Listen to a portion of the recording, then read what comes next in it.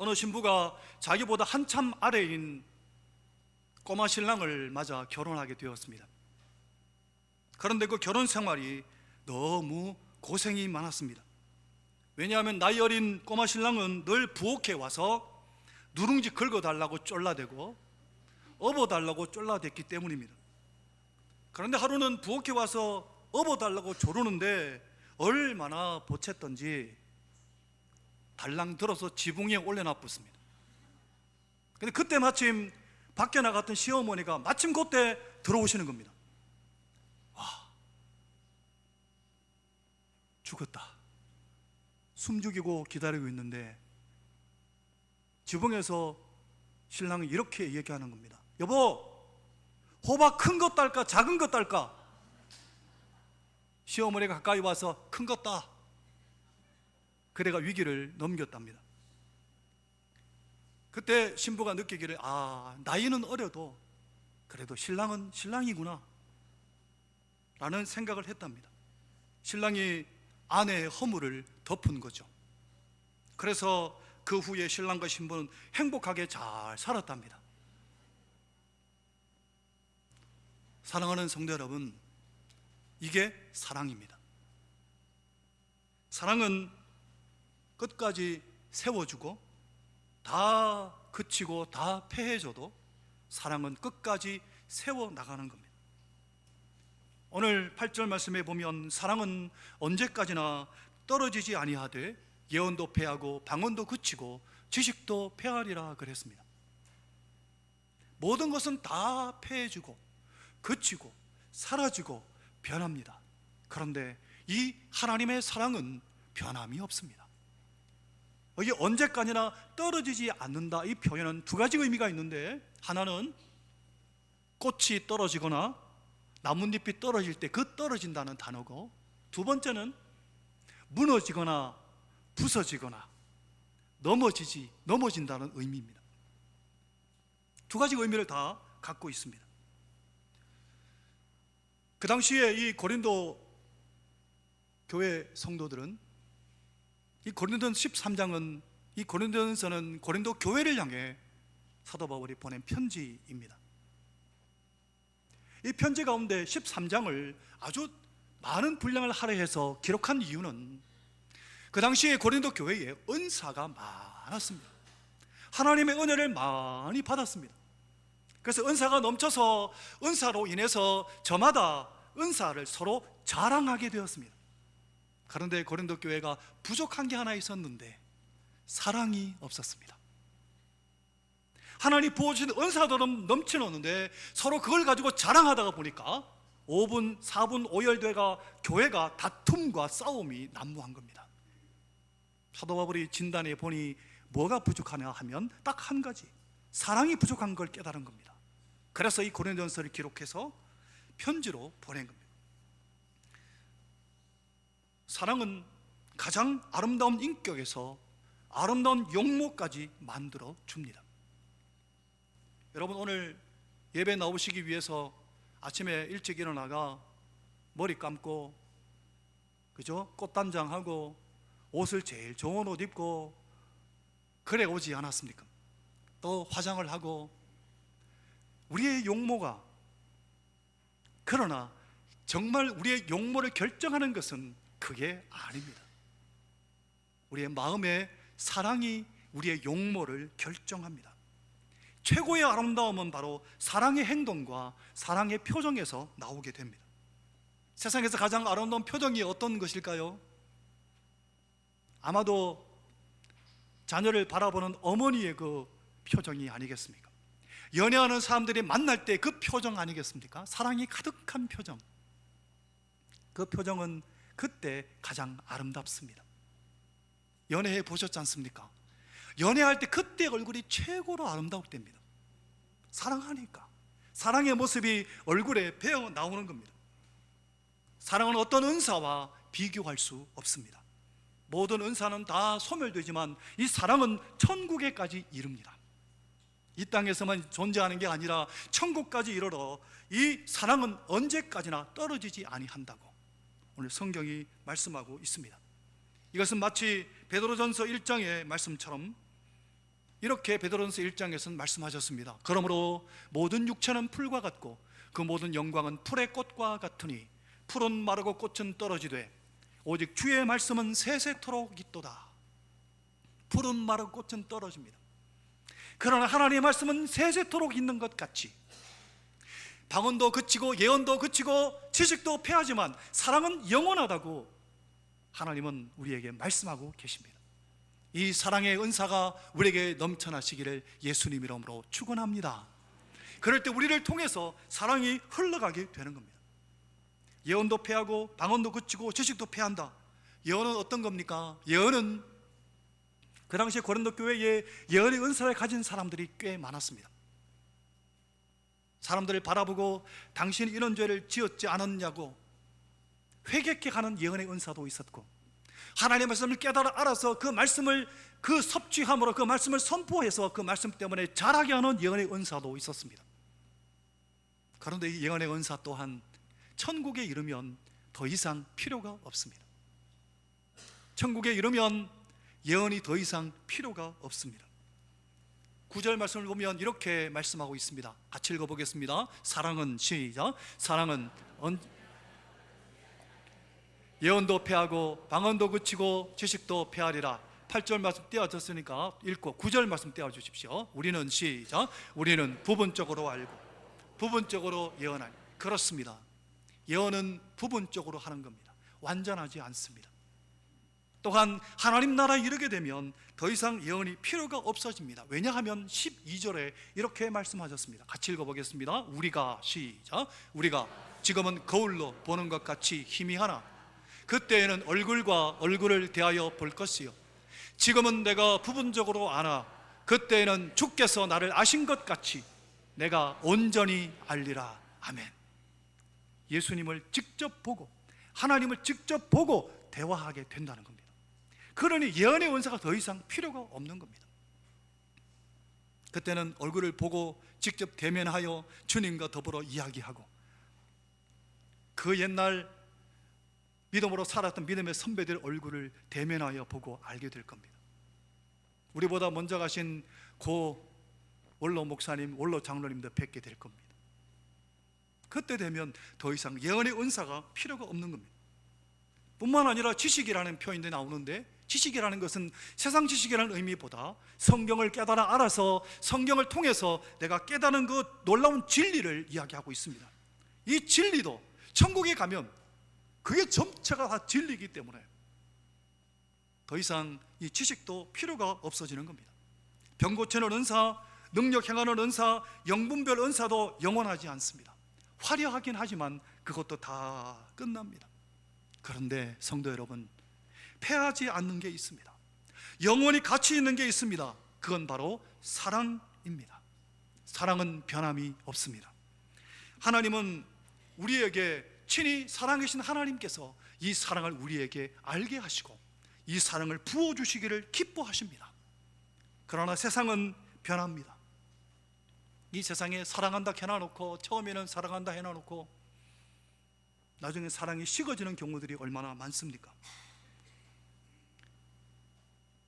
그러한 사랑은 감정과 그리고 그 사랑은 그것으로 그치고 변하고 사라지고 없어집니다. 그런데 변하지 않는 사랑이 있으니 이것은 오늘이나 어제나 오늘의 영원토록 동일하신 예수 그리스도의 사랑입니다. 예수 그리스도의 사랑은 변함이 없습니다. 다윗은 이것을 이렇게 고백했습니다. 다윗의 시편 27편에 보면 이렇게 고백합니다. 함께 읽겠습니다. 내 부모는 시작. 내 부모는 나를 버렸으나 그렇습니다. 혹시 육신의 부모가 나를 버릴 수는 있지만 있을지 몰라도 하나님은 나를 영접하시리이다. 하나님의 사랑은 변함이 없습니다. 하나님은 우리를 사랑하셔서 영원토록 사랑하십니다. 이 사랑은 변함이 없습니다. 실패하지 않습니다. 이 사랑은 없어지지 않고 또 아까 떨어지지 않는다 할 때 두 번째 의미가 뭐라고 말씀드렸습니까? 넘어지거나 또는 무너지지 않는다는 의미도 갖고 있다고 말씀드렸지 않습니까? 사랑은 넘어지지 않습니다. 사랑은 떨어지지 않고 무너지지 않습니다. 어떤 역경이 와도 넘어지지 않고 든든히 서 있는 것이 이게 바로 사랑입니다. 오늘 아침에 일부 예배 9시 50분에 예배 인도하기 위해서 성전에 올라오는데 보통 한 9시 조금 안 돼가, 어떤 때는 8시 반, 어떤 때는 9시 그 사이에 이제 올라오는데, 오늘따라 아마 처음 제가 경험한 것 같아요. 몸에 힘이 하나도 없는 거예요. 힘이 쫙 빠지고 어깨가 쭉 젖어가 이렇게 성전에 들어오는데,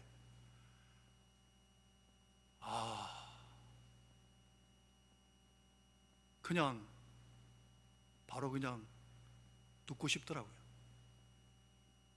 왜 그런지 모르겠는데, 그래서 사모에게 카톡으로 이번에 몸이 이상하다고 카톡을 보낼까 하다가 걱정할 것 같아서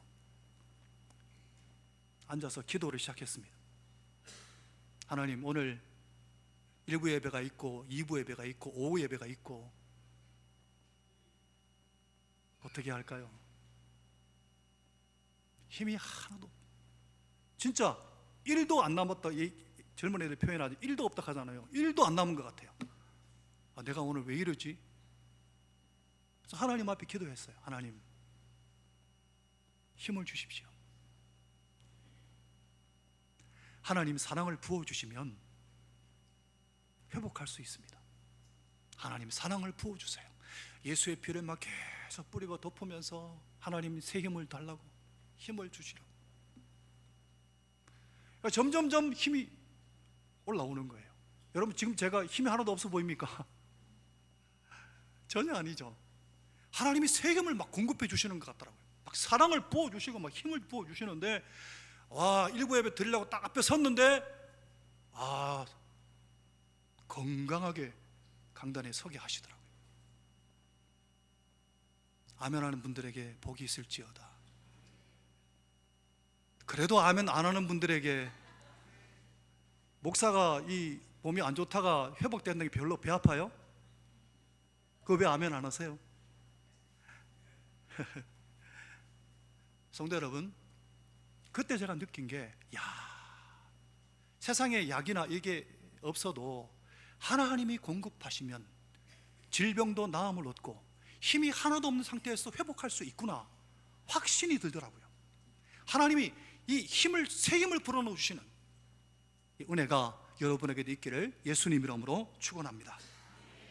성도 여러분, 이 세상은 늘 변합니다. 환경도 늘 요동합니다. 그런데 그리스도의 사랑은 변함이 없습니다. 사도 바울은 로마서 8장에서 그렇게 고백했습니다.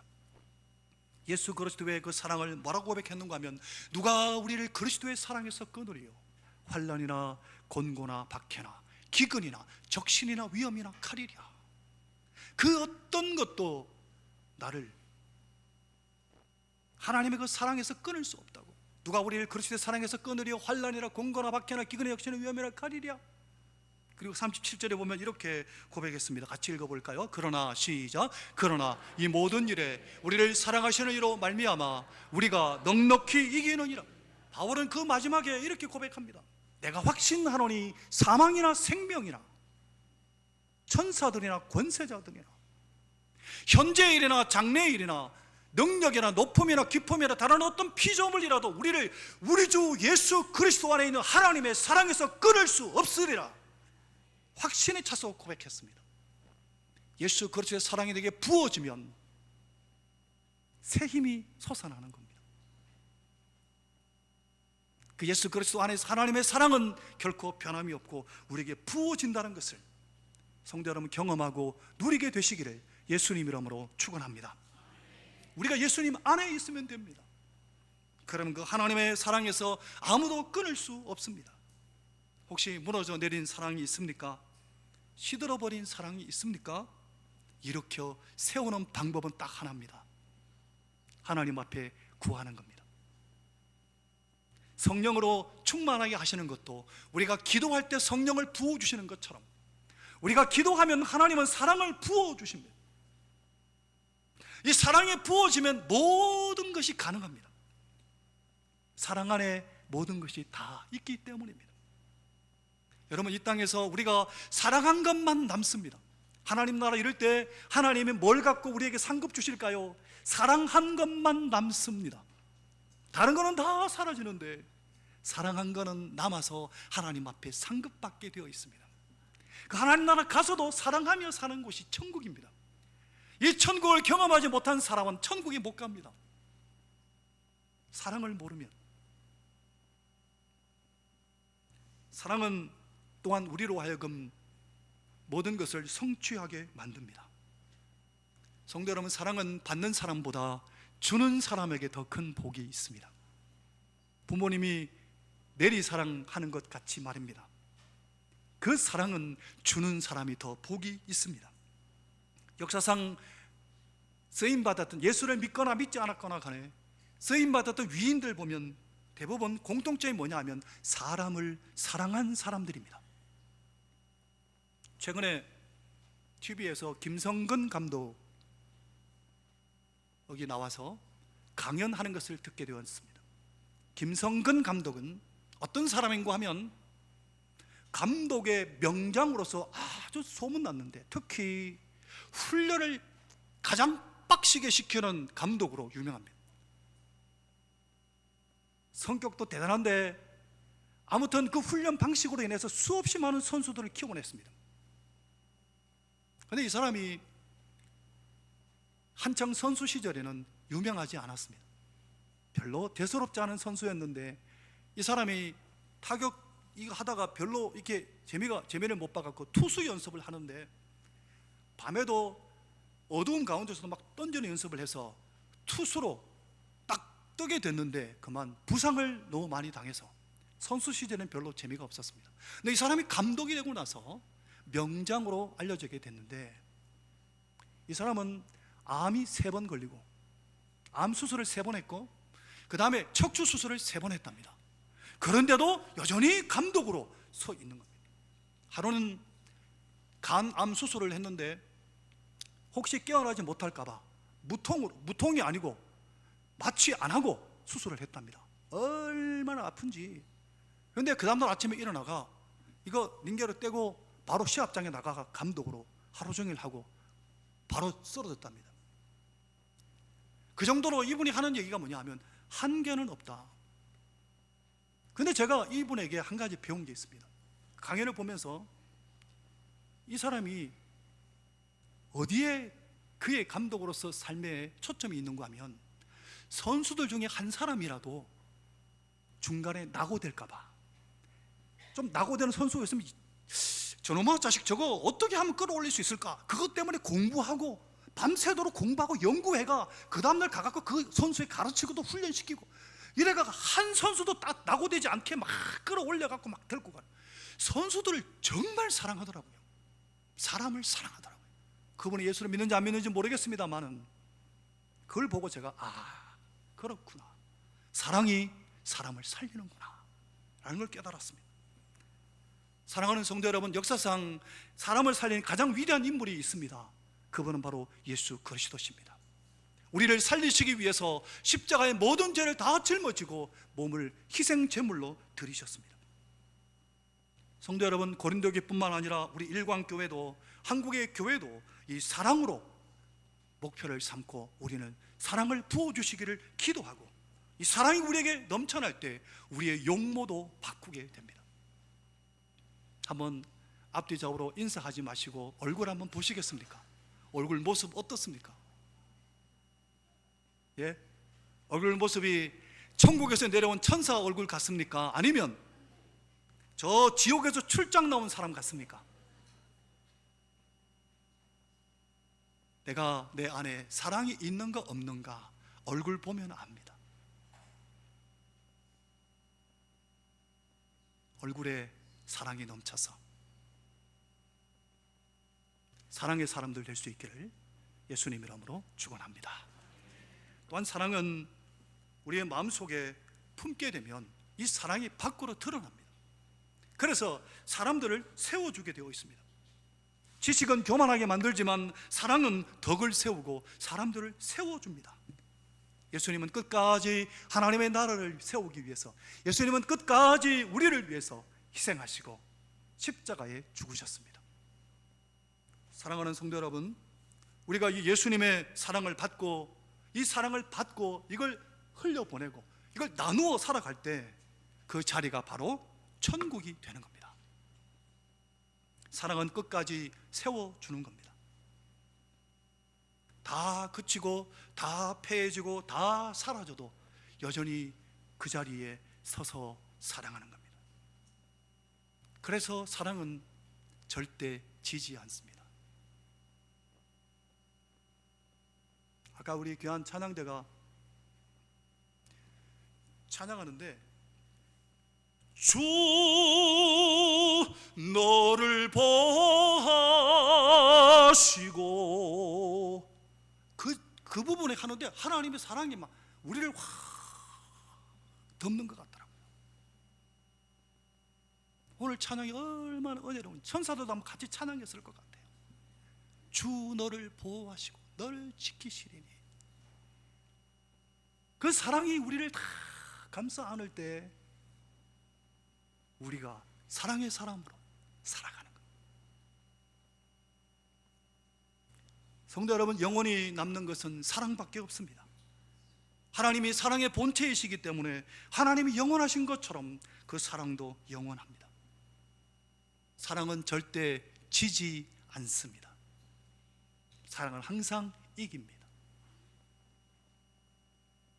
53년 동안 인도에서 선교했던 여 선교사님이 계셨습니다. 이분은 아일랜드 사람인데, 아일랜드 선교사로 에이미 카마이클이라는 분인데 1951년에 소천 받으신 분인데 일평생 여성의 몸으로 인도의 선교사로 선교하셨습니다. 단 한 번의 휴가도 없이 사역을 하셨답니다. 그녀가 어느 날 한 대장장이의 집을 지나가다가 대장장이가 망치를 두드리는 장면을 보게 됩니다. 대장장이가 불에서 꺼낸 쇠를 딱 담금질해가 망치로 내려치는 것, 불에 넣었다가 꺼내가 망치로 내려치고, 불에 넣었다가 망치로 내려, 계속 반복하는 겁니다. 그래서 언제까지 반복합니까? 라고 물었답니다.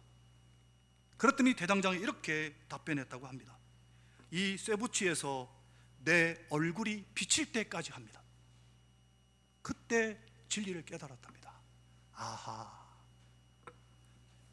하나님께서도 우리를 쉬지 않고 연단하시는구나. 내 인격을 통해 하나님의 모습, 하나님의 얼굴이 비칠 때까지, 그때까지 나를 연단하시는구나. 우리의 얼굴에 하나님의 형상이 나타날 때까지 하나님이 나를 연단하시는구나. 이걸 깨달으셨답니다. 하나님께서 우리를 훈련하시고 하나님께 우리를 먼저 예수 믿게 하시는 것에는 반드시 목표가 있습니다. 그건 딱 하나입니다. 하나님의 형상을 회복하는 겁니다. 우리는 원래 하나님의 형상으로 지음받았습니다. 그런데 이 하나님의 형상을 죄로 말미암아 다 잃어버렸는데 예수님의 십자가로, 예수님의 십자가의 그 사랑으로 우리에게 다시 하나님의 형상을 회복시키기를 하나님은 기뻐하시고 그걸 목표로 삼고 계신 겁니다. 성도 여러분, 하나님은 십계명을 우리에게 주실 때 딱 한 가지 하지 말라는 게 있었습니다. 그게 뭐냐 하면, 위로 하늘에서나 땅에서나 땅 아래 지하에서나 그 어떤 것으로든지 간에 내 형상을 만들지 마라. 어떤 형상이든지 만들어서 섬기고 그것을 절하지 마라 라고 말씀하셨습니다. 왜 그렇게 하셨을까요? 이미 이 땅에 하나님의 형상들이 있기 때문입니다. 우리가 바로 그 하나님의 형상들이기 때문에 하나님은 하나님의 형상을 닮은 어떤 것도 만들지 말라고 하신 겁니다. 사랑하는 성도 여러분, 내 얼굴에 하나님의 형상이 회복되어서 내가 낸지 그리스도인지 헷갈릴 정도로 예수 그리스도의 사랑으로 충만해서 우리의 하나님의 형상을 회복하여 하나님의 형상으로 사랑하며 살아갈 수 있기를 예수님 이름으로 축원합니다. 찬송하겠습니다.